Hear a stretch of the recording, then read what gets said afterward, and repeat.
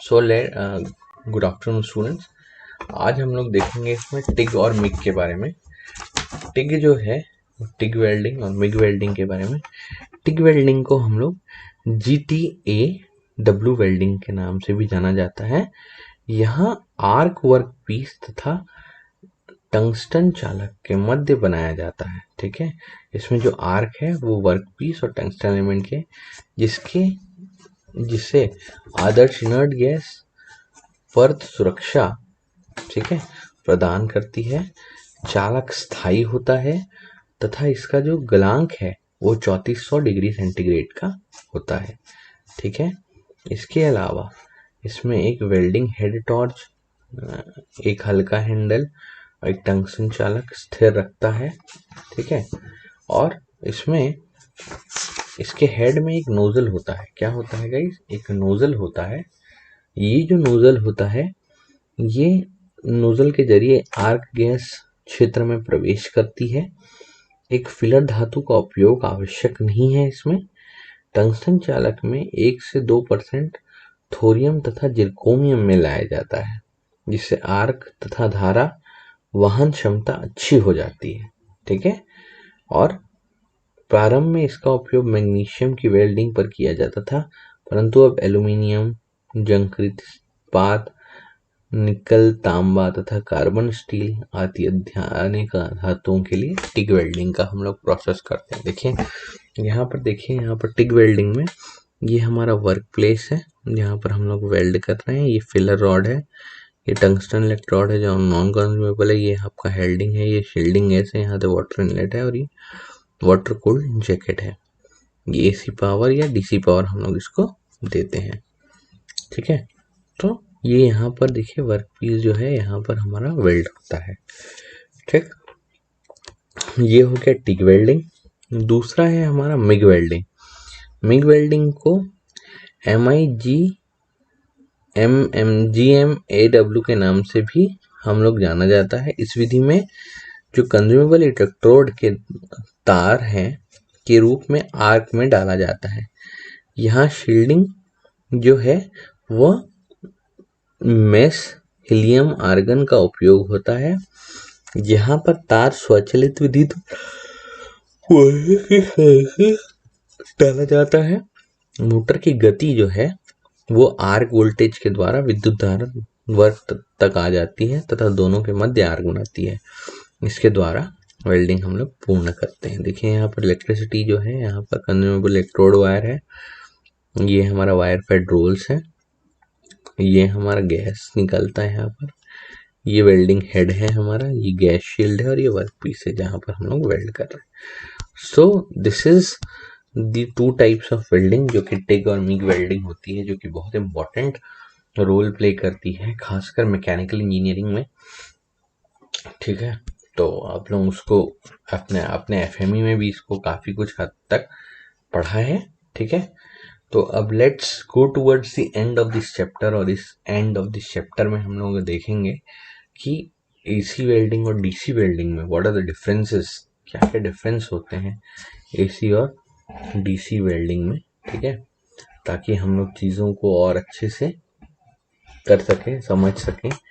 ठीक है, तो सबसे पहले देखते हैं कि DC और AC वेल्डिंग में डिफरेंस। अगर इक्विपमेंट की बात करें तो जो हमारा DC वेल्डिंग है उसमें मोटर, जनरेटर सेट या रेक्टिफायर की रिक्वायरमेंट होती है। ठीक है, क्योंकि अगर AC सप्लाई है तो otherwise oil engine generator set require होता है। ठीक है, या तो ऑयल इंजन सेट की रिक्वायरमेंट होती है DC वेल्डिंग में, और इन केस और अगर AC सप्लाई है तो इस AC वेल्डिंग में एक ट्रांसफार्मर की रिक्वायरमेंट होती है, जिसका कॉस्ट बहुत लेस होता है और मेंटेनेंस कॉस्ट भी बहुत ही क्या होता है, कम होता है। ये हो गई अगर इक्विपमेंट्स की बात की, इसमें क्या इक्विपमेंट लगता है। इक्विपमेंट पहला। दूसरा वाला प्राइम कॉस्ट। अगर प्राइम कॉस्ट की बात करें तो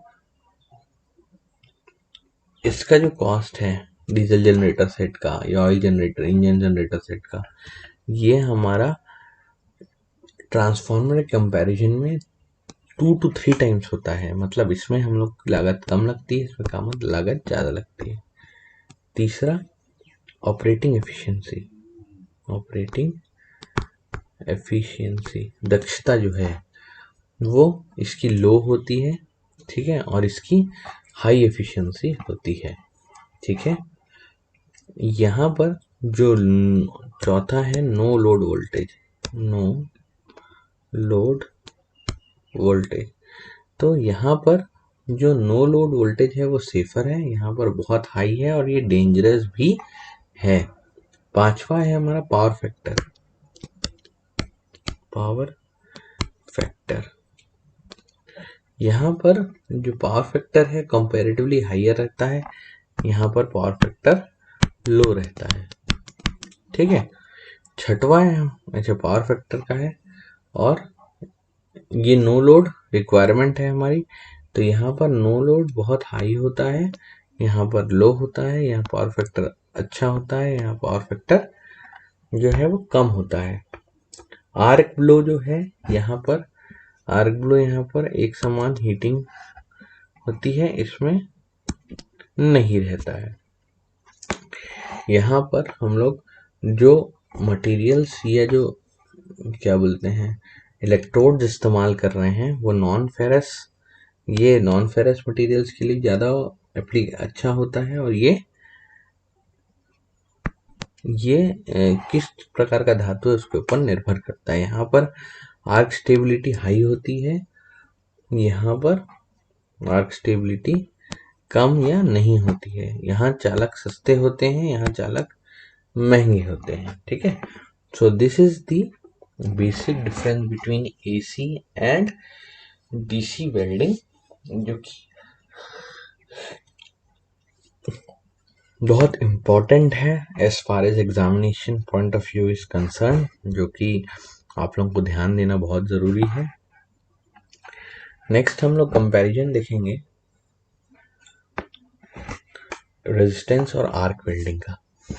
तो जो पहला है वह सप्लाई, सप्लाई जो है हमारा यहाँ एसी सप्लाई होता है रेजिस्टेंस वेल्डिंग में, और यहाँ पर एसी और डीसी दोनों हम लोग यूज कर सकते हैं। वोल्टेज, इसमें जो वोल्टेज है वो बहुत ही कम लगता है रेजिस्टेंस वेल्डिंग में, और इसमें हाई वोल्टेज की रिक्वायरमेंट होती है। तीसरा है हमारा पावर फैक्टर, इसमें जो पावर फैक्टर होता है ये कम होता है और इसमें हाई होता है।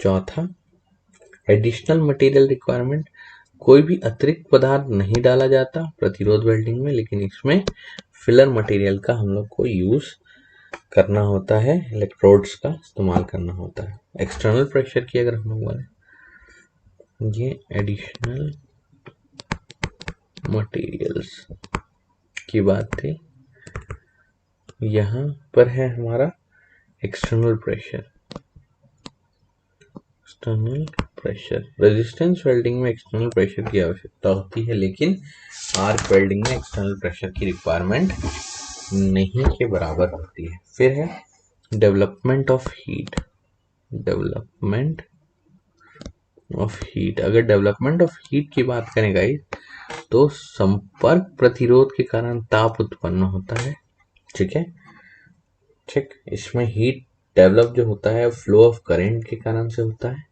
कांटेक्ट रेजिस्टेंस की वजह से, और इसमें जो होता है इसमें आर्क इलेक्ट्रोड और वर्कपीस के बीच में जो आर्क डेवलप होता है उसके कारण से हीट डेवलप होता है, ठीक है। फिर है हमारा टेम्परेचर, इसका जो टेम्परेचर होता है रेजिस्टेंस वेल्डिंग का वो कम होता है और आर्क वेल्डिंग का ज़्यादा होता है, ठीक है। रेजिस्टेंस वेल्डिंग का एप्लीकेशन ये रिपेयर वर्क के लिए नहीं होता, लेकिन मास प्रोडक्शन के लिए होता है एप्लीकेशन। ये रिपेयर वर्क के लिए हमारा नहीं होता है, सिर्फ मास प्रोडक्शन जब करते हैं तब हम लोग रेजिस्टेंस वेल्डिंग का इस्तेमाल करते हैं। ये हमारा मास प्रोडक्शन के लिए नहीं, सिर्फ और सिर्फ सुधार कार्य के लिए ही इस्तेमाल किया जाता है, क्या, आर्क वेल्डिंग। तो this are the differences and the comparison between the AC and DC welding and the resistance in the arc welding guys. और इसी के साथ ही जो आपका चैप्टर है यहीं पर एंड अप होता है। ठीक है, आपके ट्रैक्शन के 3 चैप्टर्स हो गए। In the next lecture I will provide you the assignment questions और अपन फिर आगे बढ़ेंगे। Till then thank you.